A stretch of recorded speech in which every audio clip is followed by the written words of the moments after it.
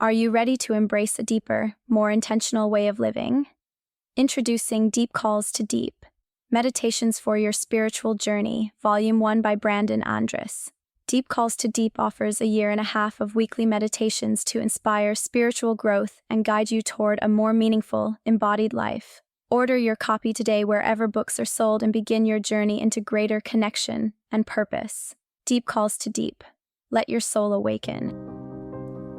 The majority of our life is lived in liminal space. And there's this in-between space, this liminal space. This liminality that reveals possibility. I think we're in a liminal moment, but also in a place of transformation. We could actually change as a people. I have great affection for the church and a troubled relationship with it. That can't be the gospel because God said to love our neighbors. Just to be alive in time means that we're on the threshold of the future. Just to begin questioning is so difficult because you have these voices in your ears telling you that you're not a real Christian. We don't know what the future looks like. We have to work it out together.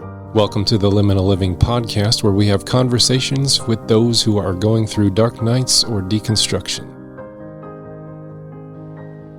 Jeremy Steele, welcome to the Liminal Living podcast. It is fun to finally meet you today. Yeah, it's great to be here. Now, I hear that you are a Star Wars fan. Now, are we talking like Star a mega Wars fan. classics? I've watched all the Star Wars many times. I don't own anything Star Wars. I used to own the VHS tapes until that was not a thing that you needed to do anymore. Yes, I remember having those. If you've ever seen like those YouTubes where they compare the original Star Wars with how they've like totally changed everything and added new like sound effects and video effects and all that kind of stuff, I'm like, wow, it used to kind of really be cheesy, but they've done some magic, I guess, and done some cool things to it. Yeah. Now, what do you think of all these new shows that they're putting out on Disney? Have you watched any of those? I've watched some of them. Some of them are pretty good. I like the one, The Mandalorian. That was super fun.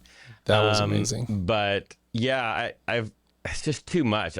I don't have the amount of time to sit and watch the quantity of shows they're putting out, nor am I so into Star Wars that I feel like I have to watch them. Yes. I have a diehard friend who's a Star Wars nut. His name is James, and he is absolutely livid at the new movie, all the new shows and stuff. He's like, they have left the canon. They have committed blasphemy. So it's part of his religion, I think. But oh wow, no, I get that. I have some friends who are just like that. Yeah. I haven't watched the newest one. I heard enough bad things about it that I'm just like, I don't really feel like I mean, I'll go to the theater and watch anything with a lightsaber in it. But yeah, that's fair.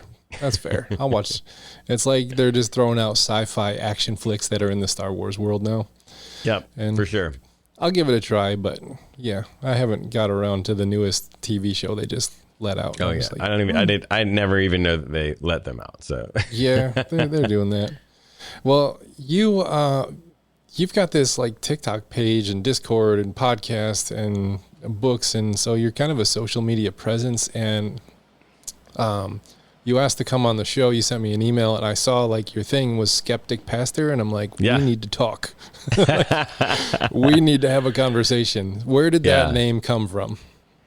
Well, when I was figuring out how to do TikTok, I realized that, one of the things that TikTok values, that the audience there values, is sort of face front videos, unless you're some sort of big production company, and authenticity, and just sort of being who you are in the world.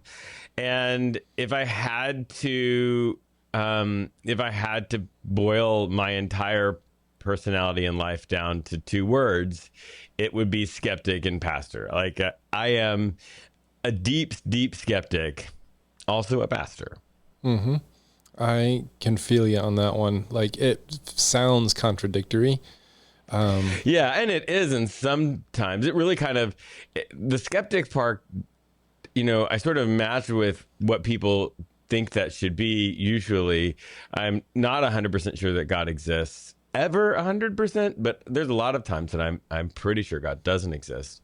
And The pastor part is the part that people have a question about, often because they grew up like me in the evangelical movement, and the pastors are supposed to be the super Christians who believe everything 100% and in some places, they also can heal people.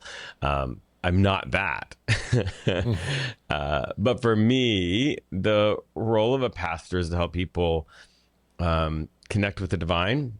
And we do that through beliefs and practices. And so what I say is I show up on TikTok and all the other places as a pastor who is there to help people find spiritual beliefs and practices that work for them.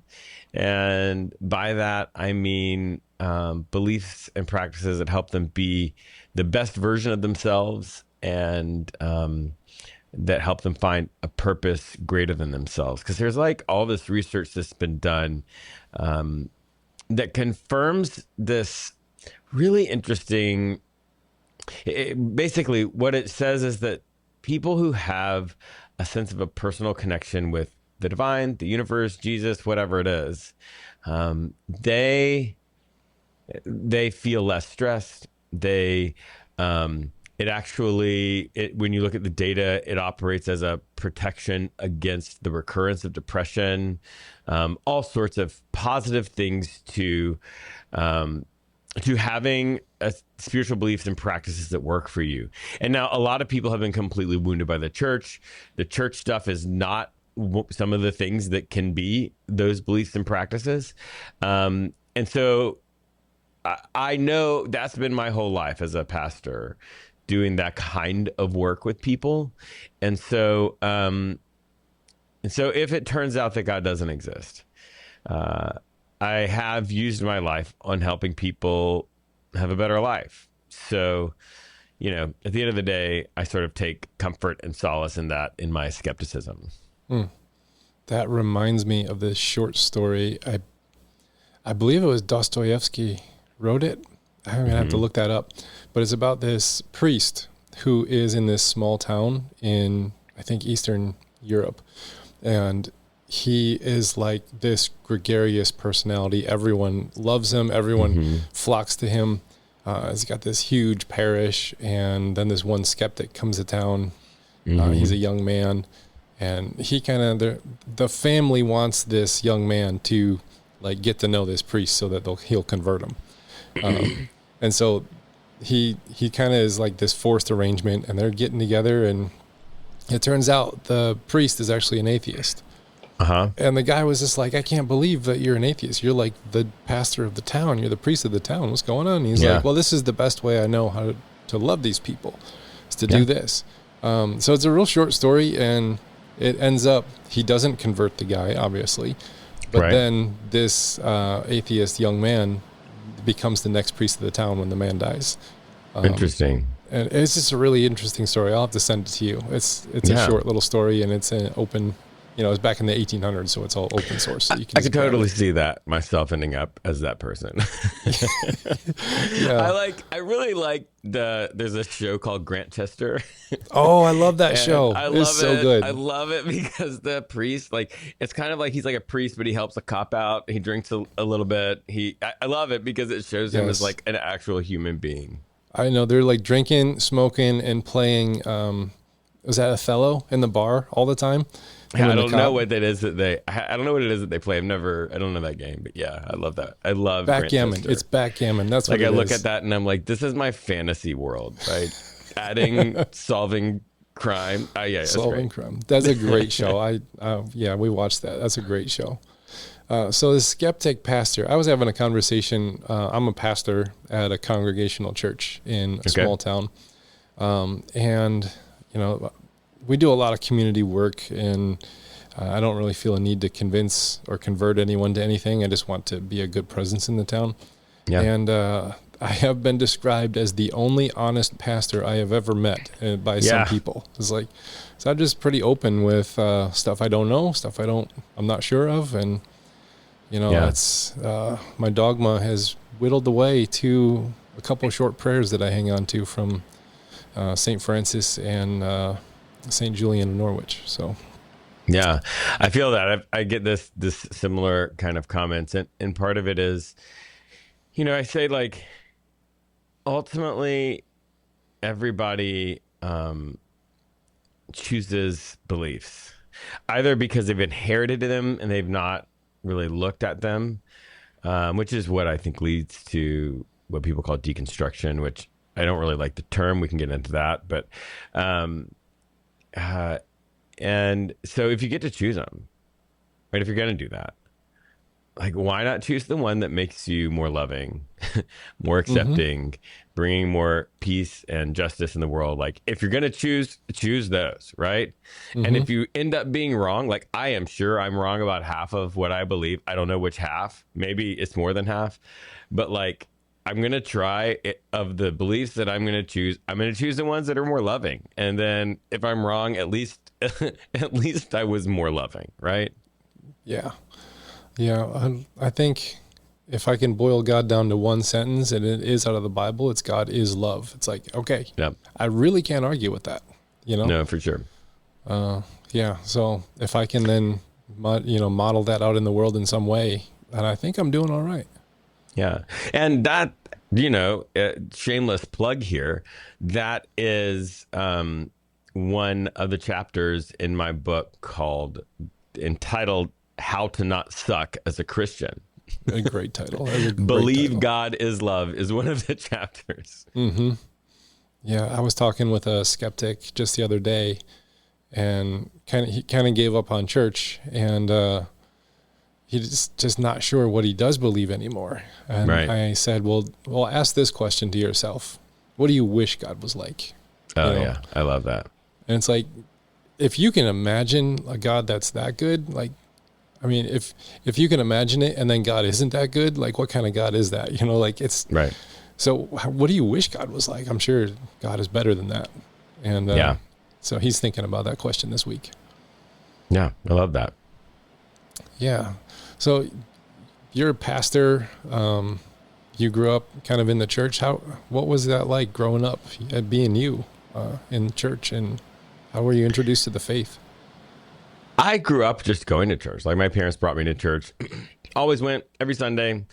And my church was a mainline church that was in the Southeast, the deep South, basically in the panhandle of Florida, which is basically Alabama. And a lot of those churches, though they are mainline, they are actually just Southern Baptist evangelical churches, right? You go from one to the other, and you would be able to tell no difference really, except maybe they talked about communion differently, but you'd have to be a big nerd to even really notice that. Yeah, so I grew up there, and I've always been a person who questions, right? I've always had questions and doubts, and sort of sought answers for those. And in that world, there were people who would give you answers, right? So when you find out about there's a difference between what evolutionary biologists say and what the book of Genesis says, you ask the question and they give you answers from creation pseudoscience, right? It's not any way scientific and completely debunked, but they tell you that the Bible is right and scientists are wrong. And so little by little, I just sort of like accepted all the answers to my questions that they gave me, because those were the authorities in my life, right? Those were the people that had graduate degrees in theology, pastors, right? And so I grew up as a deep skeptic, but in a world that only gave me access to a limited number of very wrong answers. And so what happened as I grew older, and as I experienced more of the world and met more people who had, training, little by little, the brainwashing of my evangelicalism started to fade, and my skepticism sort of never went away, right? Being a deep skeptic my whole life. I'm assuming from when I was tiny, because I have memories of going on walks with my dad and talking about the theory of relativity, right? Like when I was in elementary school, I was just always completely broken like this. and so, I have had moments of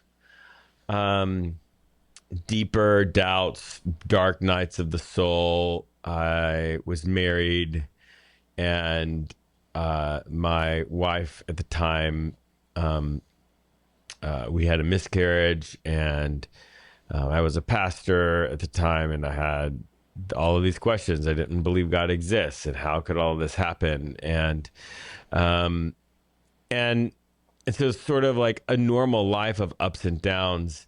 And then I started to go to seminary. So I started in youth ministry, as a lot of people do. Then I went to seminary. And even though it was like an evangelical seminary, this one actually had legitimate academics, and they were teaching academic consensus, right? Documentary hypothesis, all of the stuff. But they sort of trained us with access to the real tools of academia when it comes to religion and ancient texts. And so when you've got the real tools, when you can read academic papers and understand them, you very quickly start realizing, oh, all of this evangelical stuff, all of this rapture stuff, all of this dispensationalism stuff, it is a complete sham that was invented very recently. And then you're letting go of it. For me, it was lucky. I was a little lucky because my moments of realizing that I had inherited beliefs instead of forming beliefs came at a time when I was given tools to really investigate things deeply in seminary.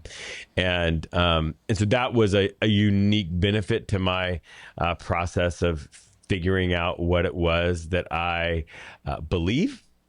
And so and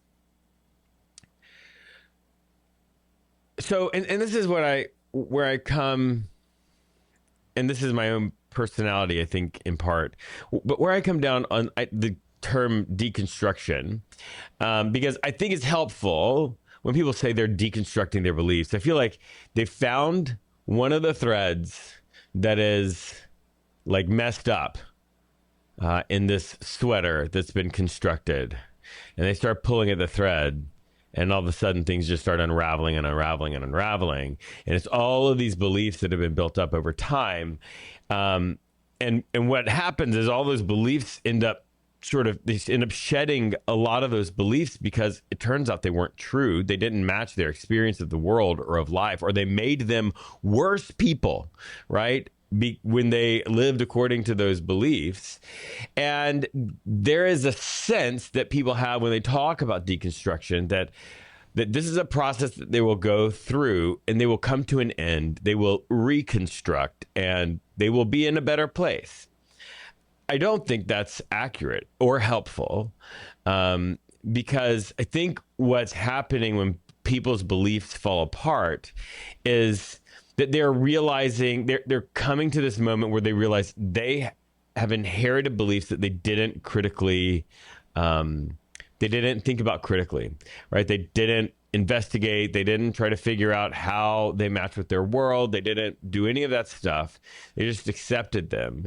And really, the work that they have to do is the work that everyone has to do every day with beliefs, right? When new data comes up, you analyze it, you think about it, see if it matches. You might incorporate it, you might reject it, you might do some sort of testing, like living with it. And that's just called being a spiritual or religious person, right? That's every day. And really what you got in this deconstruction moment where the beliefs fall apart is you end up with like a backlog. You've got a bunch of these you've got to process through. But what I tell people is I've got good news and I've got bad news. The good news is you're just doing the normal thing of life, and there's no rush to complete it. The bad news is you're going to be doing this for the rest of your life. And so it's just part of what it means. And so for me, that's my life. I am constantly learning new things, collecting new data, trying to figure out what I believe. Something happens, somebody I know that I love has some sort of question or crisis or thought that I've never encountered. And it shakes me sometimes, and I have to figure out what that means. But yeah, that's my story. And eventually I let go of all of it in some ways. And I would say that, like, in the book, How to Not Suck as a Christian, I make the argument that God is pro-choice, that queer people are in no way condemned by the Bible, that racism is still alive and well in our churches and needs to be called out, that atheists are doing okay and we should chill out with the atheists and maybe learn from them, right? That, I mean, like, all of these things. And the way I came to those is because I completely sucked as a Christian, and as a pastor, with these sort of evangelical expectations and beliefs, I did some of the worst things that you do, either as a member when I was younger or as a pastor when I was older. And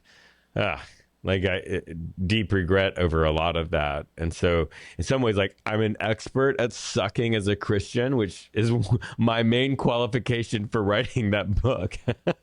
Yeah. I think we all have, like, these belief systems that, like, they form a system of, this is how we are to be in community together. You know, you need a common mythology, and then you need an identity and a role.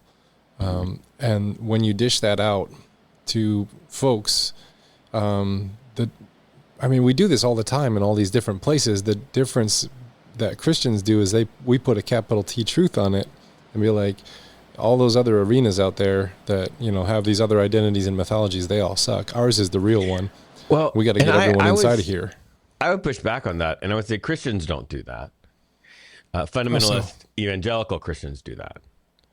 Like, the Christians in my world, in my stream, and in all the Christians that I am in community with, they don't put a capital T truth on anything. They are very open to the stories of other people, of other faiths, and finding God's truth in those, and to say that there is a capital T truth and that anyone has discovered it is sort of fundamentally opposite of what they would say is authentic Christianity.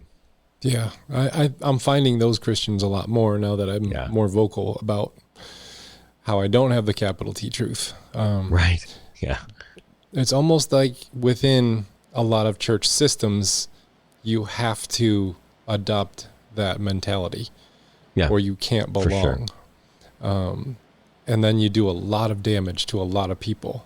Yeah, absolutely. When they just can't conform to whatever standard it is in whatever manner, whether it's belief or behavior, or even just, you know, this is me, my gender, sexuality, like, can't conform to this. And we just wreak so much damage with that. And the damage is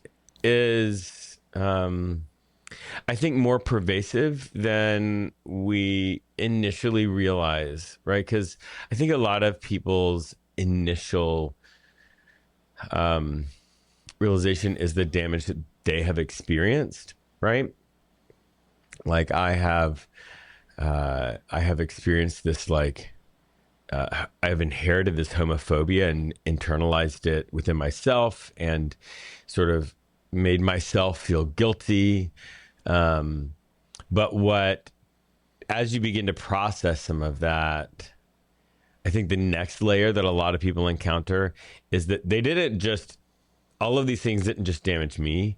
They empowered me to damage other people, which has also damaged me. Like, I now feel not just like the woundedness in related to the people who wounded me, but I feel the woundedness in the way that I wounded other people. Yeah. Yeah, I'm teaching philosophy to high schoolers right now because we run a inclusive homeschool co-op, says non-religious. Okay. And someone asked me to teach philosophy, and I'm like, I don't know philosophy, but I'll dive in. So this is my second semester doing it. And when I dove into Descartes, like René Descartes, you know, the guy who said, I think, therefore I am, like he just doubted everything until he can get to the thing that he couldn't doubt, which was I'm a doubting being. And then he tried to then build back his belief system. But the funny thing was, like, if you look at the belief system that he built back, it actually wasn't, it was everything that he gave up. But then he said is now valid, but philosophers are like poking holes in this whole reconstructed philosophy. Like, he didn't do a good job on this and this. Well, and I remember being in a freshman philosophy class in college and being like, why did he stop there? Like, I can find 100 reasons to doubt that he is a being, a thinking being, right? Like, I mean, it's just a funny, you know, he like peels away all these layers, and then you get to that, and you're like, this just seems just like an arbitrary stopping point. You read his argument for it, and you're like, there's like 100. You're like, what if it's a fiction? What if you're in a dream? What if you're somebody else's dream? Like, what if, you know, but it's just a funny, I find the deconstruction, Descartes' deconstructionism fascinating in the arbitrariness, both of his stopping point or / starting point, and in the way that he reconstructs what he once was. Yeah. And it's like, everything I did believe was correct. Okay, I can put all these things back in my basket. We're good to go. One of the things in philosophy that I learned was the word metaphysics, like the nature of reality. What is the nature of reality?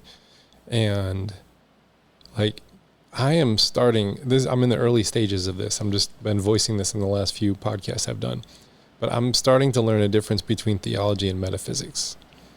And like, there's a theological thing we call the Trinity. Does that mean metaphysically, if we peel back reality, we're going to see like a 3-person God sitting at the forefront of all creation running things?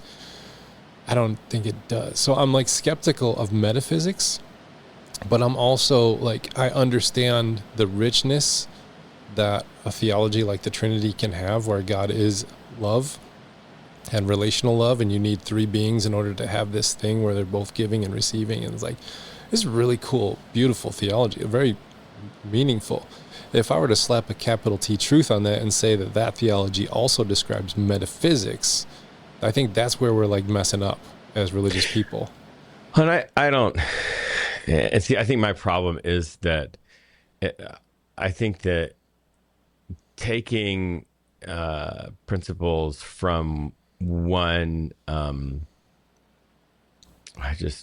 from one discipline to another is ultimately not helpful. Right. So I don't find that taking the principles of quantum physics and applying them to marine biology is ultimately helpful.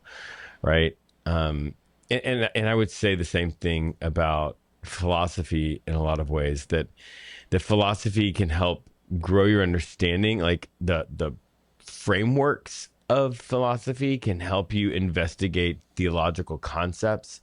But the idea to me that philosophy and theology are the same thing, and therefore should immediately sort of cross-pollinate conclusions, I would say no. I would say for me, it's like, no, these are 2 fields with 2 separate sets of tools, and they'll come up with insights, and sometimes those insights are similar, sometimes they're different, and it's not because they are wrong.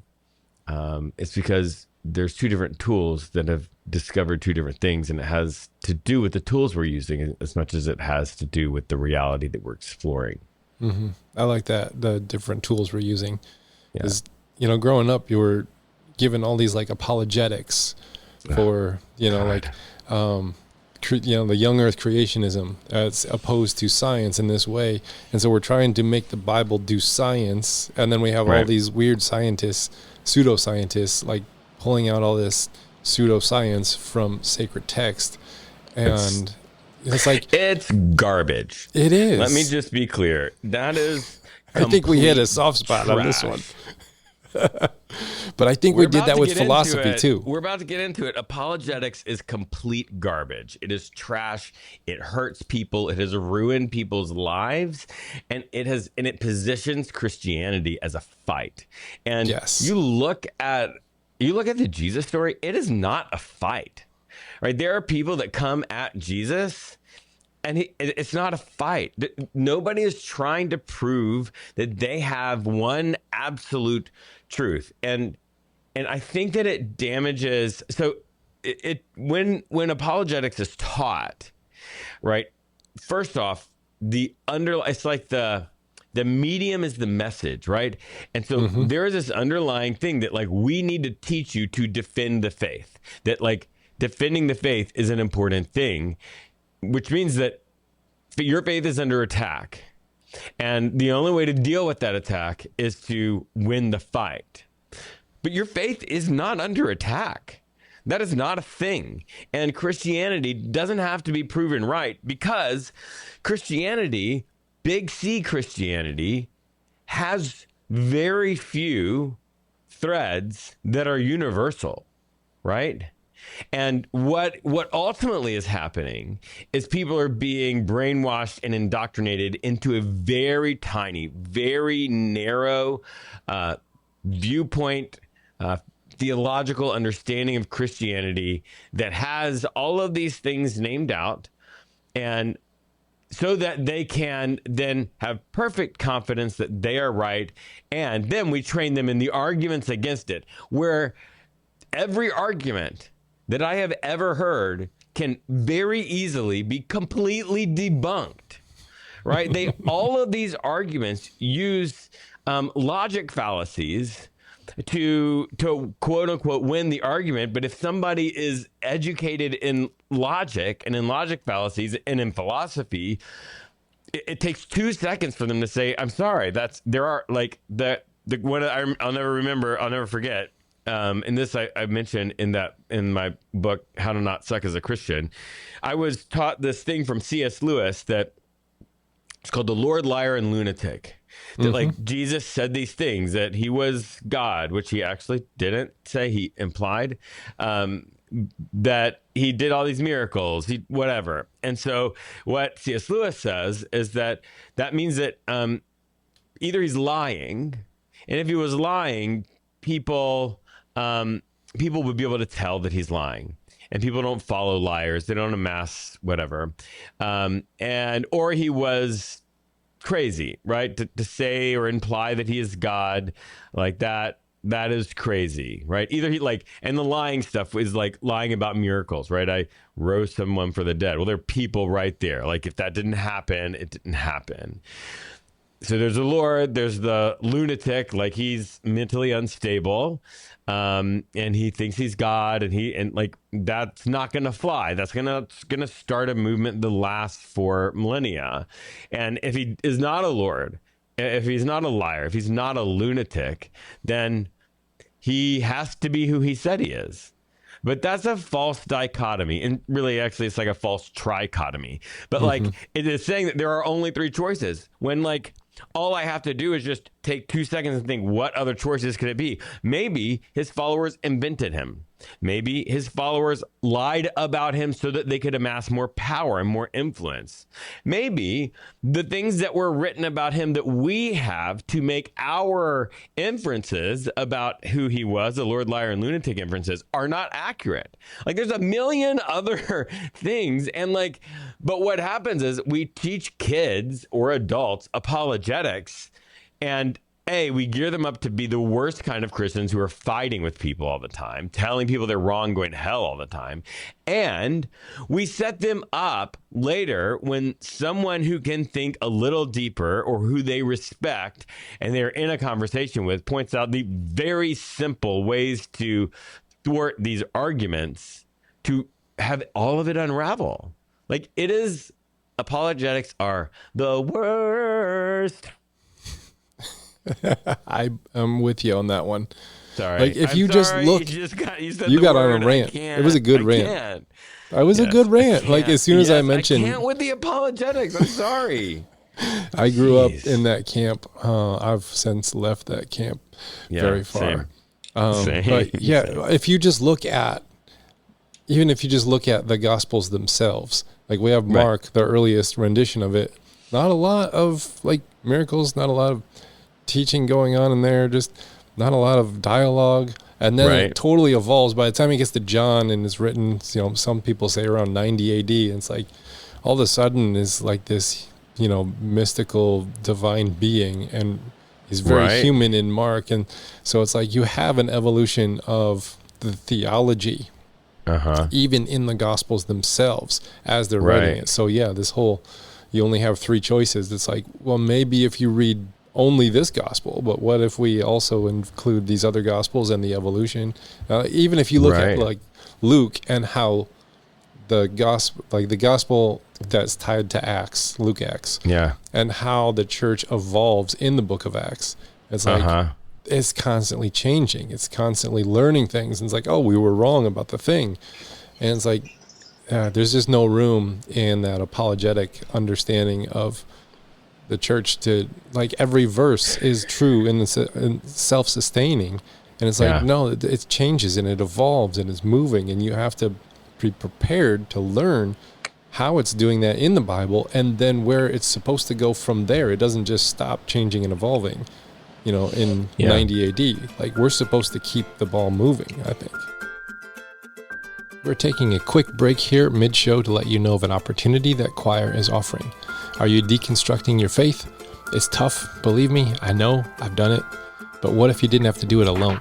Imagine having guides like Jim Palmer, Kristen Dumais, Jennifer Knapp, Brad Jerzak, Brian Zahn, Paul Young, and more by your side to help. I know I would have loved that on my journey. Well, now you can. Head on over to choiracademy.com, link will be in the show notes, and register for their Square 2 class using the promo code LIMINAL, and you will get 10% off. This course and community are designed to help you navigate your journey with wisdom and support, all because you're a fan of the Liminal Living podcast. And now back to our show. So we got on a rant. That was a good one.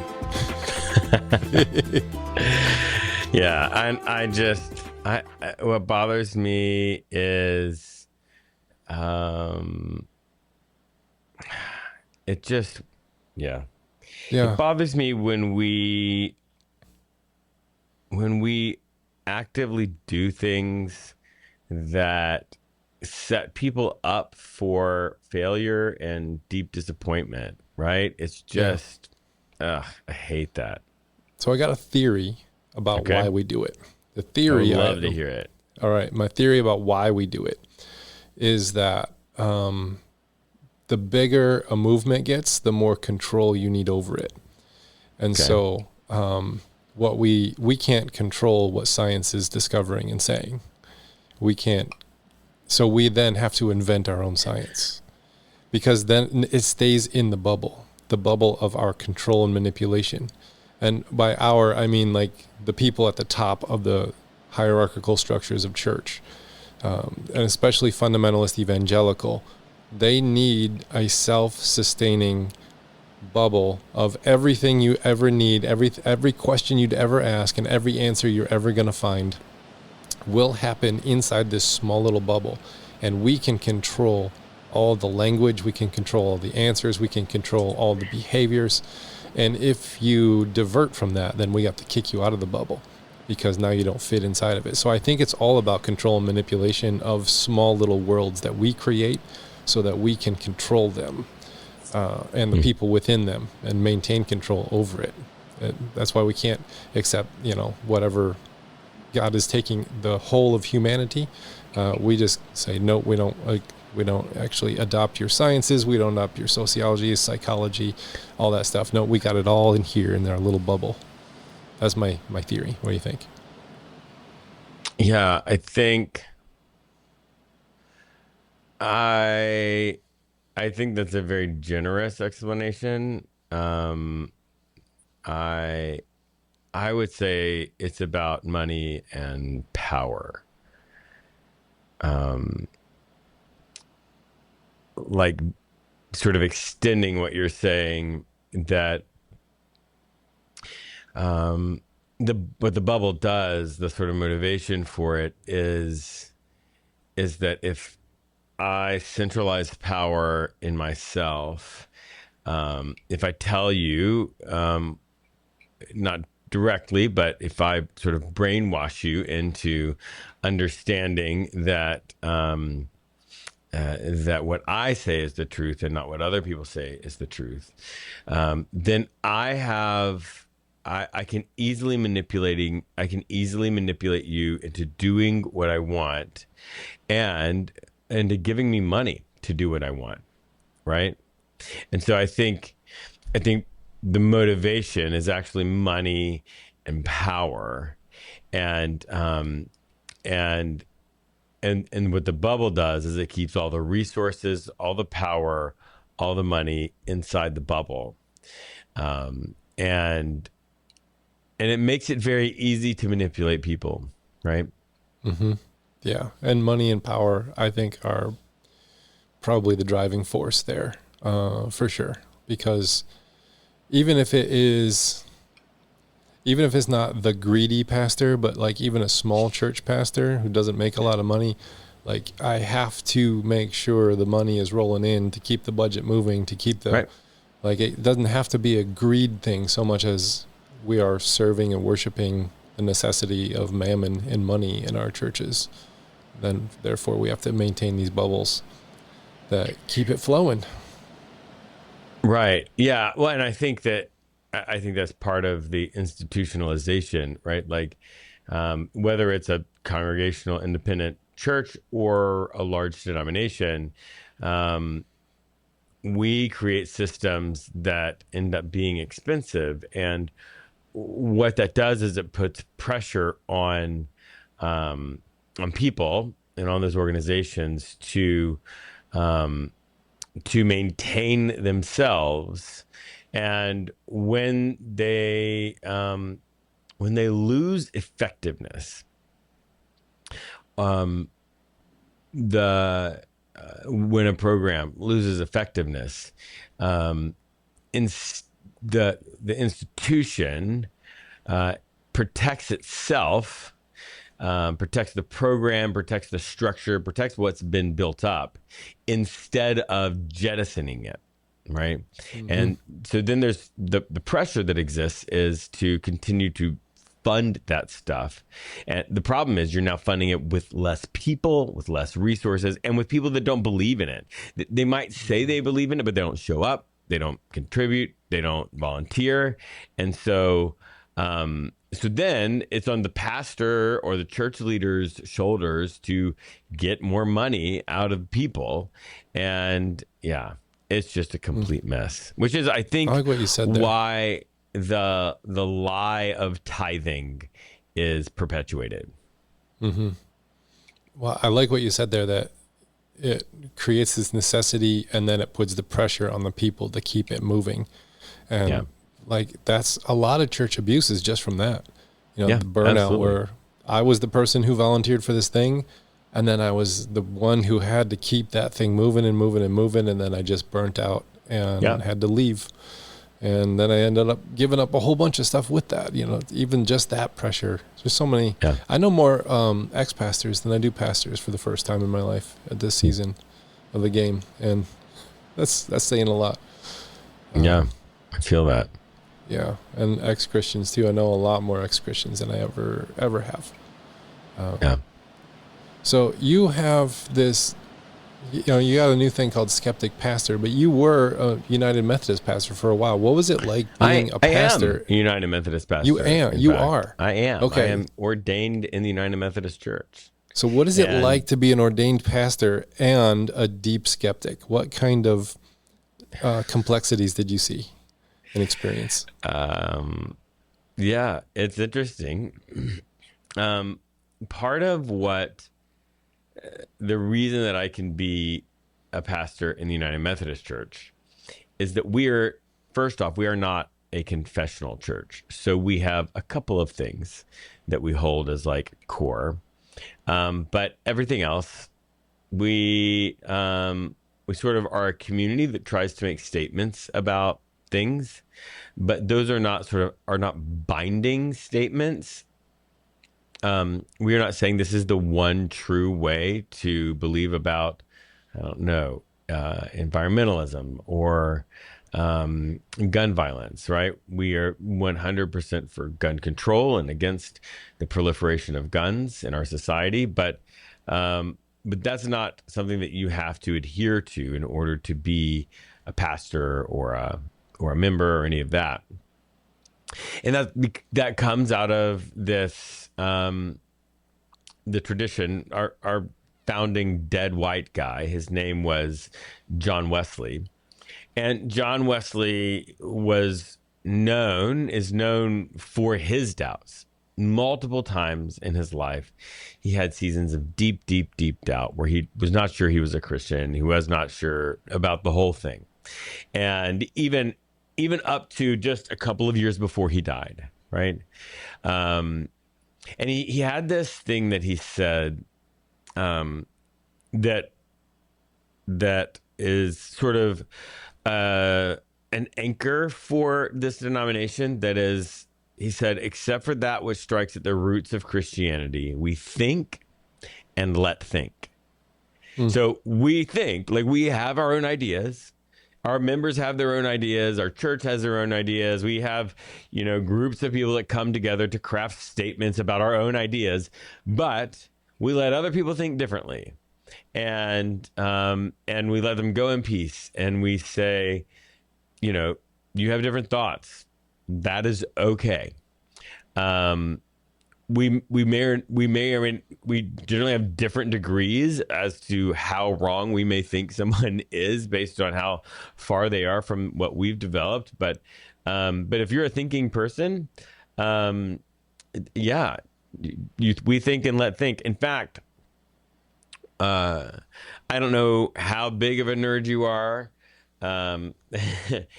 I am super nerdy on a lot of things. Words are one of my things. And John Wesley is responsible for coining a term. You look up in the Oxford English Dictionary, and for all the people who aren't super word nerds, the OED, if you look up a word, it gives you a definition, but it actually gives you a history of the definition. Oh, that's what cool. It meant in 1600, what it meant in 1400, and the first time it ever appears, and who said it. And the John Wesley has one credit in there, and he wrote an obituary for a guy named George Whitefield, who was around at the same time as him. George Whitefield was an amazing preacher. Everybody loved him.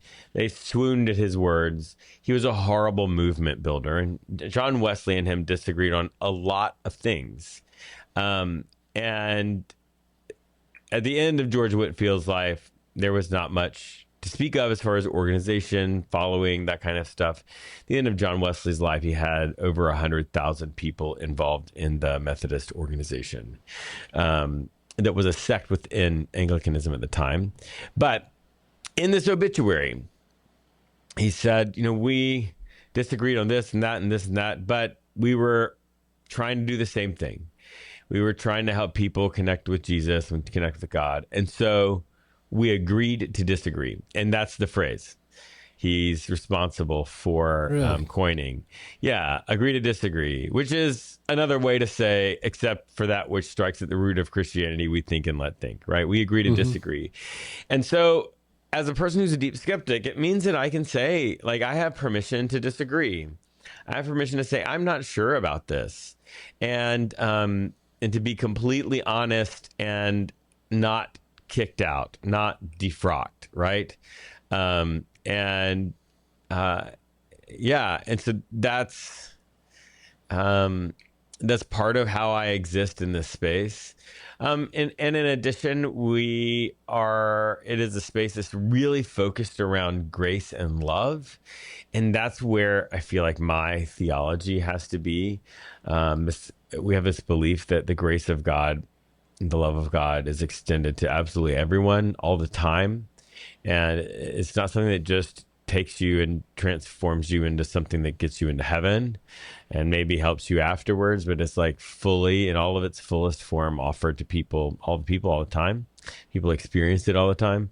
All of that kind of stuff really makes me say, like, I don't believe all of it. There's a lot of stuff I disagree with. But if I have to look at all of Christianity, it's the closest thing. And that's where I am. Like, I don't like the term Christian. I don't like to call myself Christian. I prefer to say I'm a practitioner of Christianity. And because that is what I am, because that's what I know. That's what I know the most about. But yeah. I like that, practitioner of Christianity. That's really good. That is really good. We're also a congregational church, and we are not creedal. We're covenantal. And so we actually have 7 singular sentences that everyone is free to interpret according to their own conscience. And you have to not have uniformity of thought in our church, but so much more of you have to hold your belief in a way that keeps you in covenant with us. Mm-hmm. And I thought, okay, I can be here. Like, I can't be at 98% of the churches that are out there, mm-hmm. but I can be here at this one because of that. That's what I can say. The things, I'll get up on a Sunday and, our reader will get up, he'll read the passage of scripture, and I'll just tell people, like, I don't like this passage. This is not a fun passage. It's like, I would have gotten fired for saying that at some of the other churches, but this one I'm just like, that's not cool. But here's what I did find about it, and here's why I don't like it, and here's some valuable things that are found within it, and so there's some freedom there. Yeah, and I was Nav Press, who owns the Message translation, is getting ready to put out a teen study Bible, and I was one of the writers on that, and they gave a lot of permission to be honest, and like I picked all the verses that I was afraid what people might write, but because like there's like one where God just kills a bunch of people, and my first sentence is like, this is not a good look for God. Right? I think that, it's one of those things that like, you just have to be honest. That's like when it comes to my beliefs and my doubts, that's what I've got to do. And the other thing is that like, I often don't share my personal beliefs, about any particular thing. I'll share a range of beliefs because I don't want people, especially people who grew up in evangelicalism, they have this almost reflex to accept what somebody in authority says is the thing, mm-hmm. is what they believe. And so as best as I can, where I don't feel like I'm compromising ethically, I try to not do that, because because I think it's really important. It's what you were talking about. Mm-hmm. I did a passage, I think it was a couple months ago, and Jesus was talking, judgment language and stuff. And it was just like, all right, we can't get around not talking about hell today, so we're just going there. And everyone just got real tense. And I was like, here are the classic 4 interpretations of the afterlife. And I just gave the 4. And everyone was like, you mean there's more than one? And I was like, yeah, these are the 4 ones. Here's where they came from. Here's always more than one. There's always more than one. And I did at the end say, that I'm a universal reconciliation person. So that's mm-hmm. where I personally stand. I know some of you might not be there, but that's where I stand. But I presented all 4 of them, and people were like, that was so helpful. We didn't know there was more. It's just that folk religion in America is evangelical fundamentalism. It just pervades everything. It runs deep. Sprinkling of nationalism in there as well now. But unfortunately. Yeah. Well, you have a new Discord church for people who don't like church. So I have this thing called Not Church. I've got sort of grew out of TikTok. Got like 125,000 followers on TikTok, so you can find me there, skeptic.pastor. And if you actually just start typing in Skeptic, I'll be up at the top. And that community started to want a place to gather. And so we started a Discord called Not Church. That grew out of somebody saying, this is all the things I wish that I had in a church. People exploring spiritual beliefs, asking questions, being there for each other, right? There's like a holding space area where prayer request kind of thing. But it's all that. But it's also nobody's telling you you're going to hell because you don't believe the right thing. And so we have people who identify as like mystics or Wicca or Christians or post-Christians or agnostics or whatever. They're all in there, and we're all in there together and being there for each other. It's a beautiful place. And so the way we manage that is through Patreon. It's patreon.com/skepticpastor. It's $3 a month. And the reason we charge for it is because I'm not going to ask people to give donations. You pay for what you get. If it doesn't work, you just stop paying. And so that's how Not Church works. And it is a fun and wild place. And people who are skeptics, people who are like this, really find some wonderful community in the Not Church thing. And then I also have a podcast called the Unbelief Podcast. And on Mondays, I do a like long form teaching on like a sort of progressive, culturally sensitive, like ancient culture stuff about mostly the Bible. And then on the other days, we sort of alternate between telling people stories of deconstruction and talking to like smarty pant people that have written books or have PhDs and stuff like that. And it's a whole lot of fun, the Unbelief Podcast. And you can go to unbeliefpodcast.com, but you can just search Unbelief everywhere, and it's pretty easy to find. Cool. That is cool. Well, what are you, you're about to release your book. Tell us about. Yes, I love this book. It's How to Not Suck as a Christian. And if you want to find out more about it, howtonotsuckbook.com. howtonotsuckbook.com. But it grew out of TikTok. My community there helped me come up with chapters. And it's an orange cover with big black letters that says How to Not Suck as a Christian. And I sort of imagine it as a gift book that you might buy and place on the church's coffee table. Maybe in the church that traumatized you. I don't know. But it's a lot of fun. And we're about to start in January. We're about to start some of the sort of pre-release campaign stuff. And if you go there and you're interested in it, there's a little form you can fill out that says, hey, tell me more about this, and I'll shoot you an email when we're doing the like signed copies and street team stuff. And yeah, it's a lot of fun, and it's full of stories about when I sucked as a Christian. Like the chapter on abortion and why God is pro-choice starts with me telling you about holding signs, anti-abortion signs on the street, which is just humiliating. It makes my stomach turn. And then how I got to the other side of that. So yeah, it's a super fun book. There's a lot of snark. There's a lot of like personal stories, and I really can't wait for people to get a hold of it. Nice. Well, this podcast is going to drop on season 4 in January, so it'll be real close. That's awesome. That's great. All right. Well, I'm going to put links in the comments to all the stuff that you're doing so people can find you pretty easy. And Jeremy, thanks for coming on and having a conversation. It was a lot of fun. We got to ranting and it was good. Yeah. Thank you so much, Tom. I appreciate it. This is fun. It was fun.